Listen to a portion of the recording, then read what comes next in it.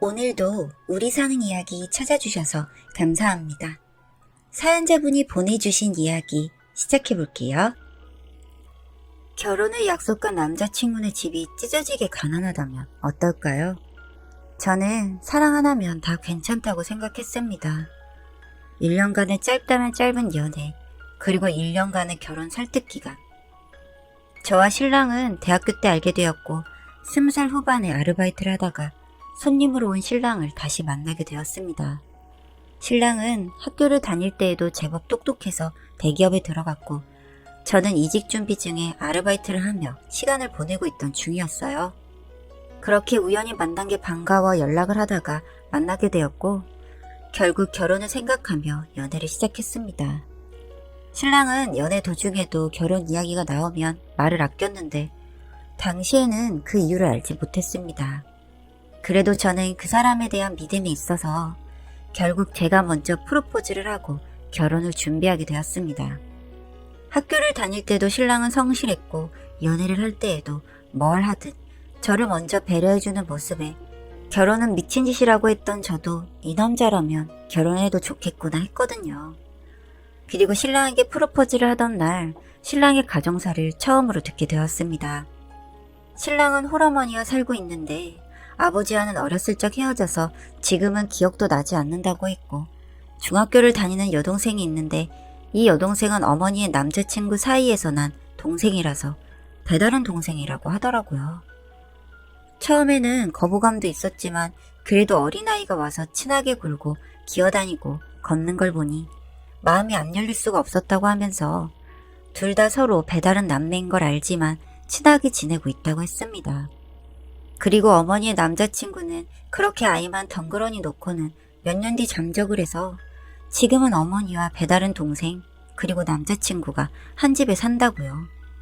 사실 신랑의 이야기를 듣고는 마음 한켠에 안쓰럽다는 마음이 들었습니다. 사랑했던 마음이 컸기 때문에 이게 흠이라기보다는 안아주고 싶은 그런 심정이었죠. 저는 맞벌이를 하시지만 사랑 넘치는 부모님 밑에서 사랑받으며 외동딸로 부족함 없이 자랐거든요. 그래서 신랑의 형편을 보고 제가 쉬이 감당할 수 있다고 생각하면서 안쓰럽다는 마음에 그 사람을 위로해주고 싶었습니다.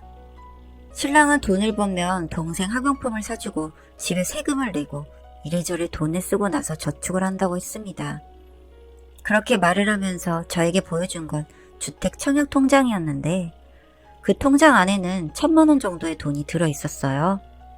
다른 통장들도 여러 만든 적이 있었는데 집에 무슨 일이 생길 때마다 하나씩 해약을 하게 되니 절대 해약을 못할 청약통장에 돈을 모으기 시작했고 이외에 동생 이름으로 된 통장, 어머님 이름으로 된 통장에도 몇백만 원이 있었습니다. 신랑은 결혼을 하게 되면 아무래도 경제적으로 떠나야 하기 때문에 동생과 어머님을 위한 돈도 모아뒀다고 했어요. 사실 저는 이런 신랑이 못나 보이지 않고 대단하다는 생각을 했고 그렇기 때문에 더욱 확신이 있었던 것 같습니다. 그래서 며칠 뒤 부모님께 이러한 이야기를 알려드렸는데 웬걸요? 부모님은 완강히 결혼을 반대하셨습니다. 직업만 좋으면 뭐하냐? 가족들이 걔 바짓가랑이 잡고 늘어질 게 눈에 훤한데. 아니야, 안 그럴 수도 있지. 그리고 동생도 엄청 경제관이 뚜렷해서 고등학교 지나면 바로 일할 거래. 그래도 그게 몇 년이야. 그동안 너희는 뭐 손가락 빨고 살래? 너는 직장도 변변치 않은데 무슨 결혼을 하겠다는 거야? 그렇게 가족들의 반대로 1년 정도의 기간 동안 저도 이직을 했고 신랑도 가족들에게 경제적 독립을 이야기했습니다. 그리고 저희는 결혼을 했습니다. 저희 부모님의 반대가 있었기에 작은 전셋집에서 신혼생활을 시작하게 되었는데 결혼을 시작하고 2달 지났을 무렵부터 신랑은 매일 야근이라고 하면서 집에 12시가 다 되어야 오기 시작했습니다. 행복해야 할 신혼에 매일 집에 혼자 있으니 울적하기도 했는데 그래도 퇴근 후에 시누이가 집에 와서 같이 밥을 먹기도 하고 시어머님도 종종 반찬을 주고 가셔서 혼자 밥을 먹는 일은 별로 없었습니다. 그리고 특히 어린 시누이가 철이 빨리 들어서 그런지 똑부러지다고 하나? 혼자 있는 시간이 긴 제 마음을 너무 잘 이해해 주더라고요. 언니, 저희 가족들 때문에 너무 힘드시죠? 항상 언니한테 미안하고 고마워요. 아니에요. 다 너무 친절하셔서 전 좋은걸요? 부담을 안 드리려 하는데 어떻게 부담이 안 될 수 있겠어요. 그래도 조금만 참아주세요. 저 졸업하면 바로 취업할 거니까 그때 되면 훨씬 좋아질 거예요. 저는 지금도 괜찮아요. 작게나마 저축도 하고 있고. 저 다음 주에 기말고사 끝나니까 그때 제가 맛있는 거 사드릴게요. 괜찮아요. 제가 살게요. 맛집만 찾아봐 주세요. 늘 살갑게 신우이는 먼저 말을 걸어주었고 저희 친정이랑은 거리가 있고 신랑도 퇴근이 늦어서 외로울 수 있는 저를 늘 잘 다독여줬습니다. 그리고 한편으로는 공부도 잘하는 신우이가 집안 형편 때문에 대학을 진학하지 못하고 취업을 하려는 게 마음에 걸리기도 했고요. 그렇게 1년 정도 시간이 지난 것 같습니다. 신랑이 휴대폰을 우연히 보다가 신랑 휴대폰으로 매달 30에서 40만 원 정도 되는 돈이 들어오는 걸 알게 되었어요. 입금자명을 보니 세차장으로 되어 있어서 다음날 저녁 신랑에게 물어봤습니다. 당신 이거 뭐야? 당신 혹시 투잡디요? 미안해. 사실은 땡땡이 대학교 보내주고 싶기도 하고 내년에 당신 좋은 가방이라도 하나 사주고 싶어서 조금씩 모으고 있었어. 내가 언제 가방 사달랬어? 다들 결혼할 때 명품백 하나씩은 사는데 나는 그것도 못 해줬잖아. 미안해서 그렇지. 그리고 아가씨 등록비 모으는 거 왜 나한테 비밀로 하는 건데? 비밀로 하려던 건 아니고 다 모으고 나면 당신한테 물어보려고 했었어. 왜 나 나쁜 사람 만들어? 차라리 말해줬으면 내가 서운하지도 않지.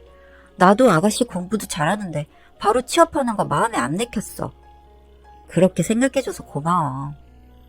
이건 일단 아가씨 고3 될 때까지는 비밀로 하자. 그리고 나도 돈 아낄 테니까 근무 시간 좀 줄여. 그래도 우리 신혼인데 당신 너무 일만 하는 것 같아. 그렇게 신랑의 비밀을 1년이나 지나서야 알게 되었고 한편으로는 시어머님과 시누이가 저에게 신랑 몰래 용돈이라도 받아서 저에게 잘해주나 생각을 했던 제가 부끄러워졌습니다. 저는 사실 투잡을 뛴다면 그 이유가 결혼 후 경제적인 지원을 끊기로 했기 때문에 추가로 돈을 벌어서 시댁에 가져다 줄 것이라는 생각이 가장 먼저 들었기 때문입니다. 사실 돈을 모아서 시누이 학비를 지원해 주는 거랑 돈을 매달 주는 거랑 무슨 차이가 있냐고 말할 수도 있지만 시누이가 배다른 남매라고는 하지만 정말 예쁘고 바른 아이라서 밉지가 않아요. 그래서 신랑도 시누이를 예뻐하는 것이겠죠.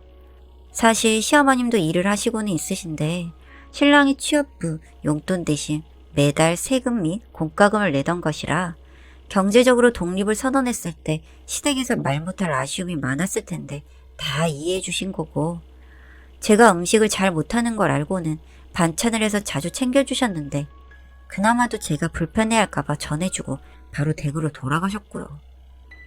감사하게도 결혼 후 3년이 지난 시간 동안 시어머님은 저에게 미운 말씀이나 행동 한 번 하신 적이 없고 100년 손님처럼 저를 대해주셨고요.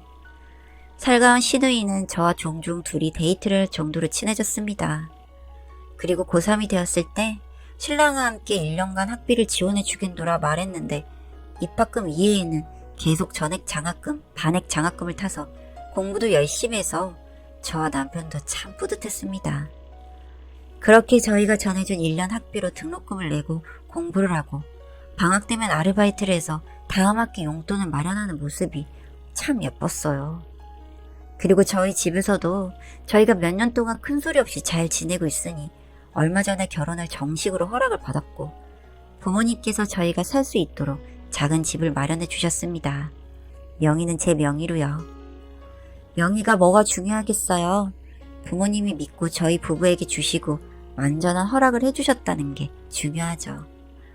그동안 나름 돈을 모아가면서 열심히 사느라고 힘이 들긴 했었는데 그게 다 어떤 보람으로 되돌아오니 참 뿌듯했던 것 같습니다. 그리고 부자는 아니라도 이렇게 서로 아껴주고 열심히 살아가려는 사람들이 가족 구성원이라는 게 참 힘이 되는 것 같기도 하고요. 왠지 앞으로도 더 잘해나갈 수 있을 것 같은 그런 기분이 듭니다. 오늘은 저희 시누이가 취직을 했다면서 저를 데리고 백화점에 가서 명품 지갑을 사줬습니다. 그러면서 말하더라고요. 사실 첫 월급이라 당연히 엄마에게 좋은 선물을 해주고 싶었는데 생각해보니까 새언니가 아니었다면 자기가 이렇게 좋은 회사는 꿈도 못 꿨을 거라고요. 자신에게 저는 제2의 엄마가 같다고요. 그동안은 새언니 얼굴 보면서 왠지 쑥스러워서 말은 못했는데 사실 너무너무 고마웠다고요. 편견 없이 자신을 바라봐주는 것만으로도 너무 감사했는데 자신의 인생을 좀 더 좋은 길로 갈 수 있게 해주셔서 정말 감사하다면서요. 그렇게 둘이 눈물 찔끔 흘렸네요. 늘 보답하고 살겠다고 하는 이런 아이를 어떻게 미워할 수 있을까요? 앞으로도 저는 정말 열심히 살아가려고 합니다. 우리 가족 모두의 행복을 위해서 말이죠. 그나저나 앞으로는 돈 많이 벌고 모으시라고 저에게 명품 지갑을 선물한 거라고 하는데 어쩌죠? 저는 왠지 이 지갑을 아까워서 들고 다니지도 못할 것 같거든요. 별게 아닐 수도 있는 제 이야기 들어주셔서 감사합니다.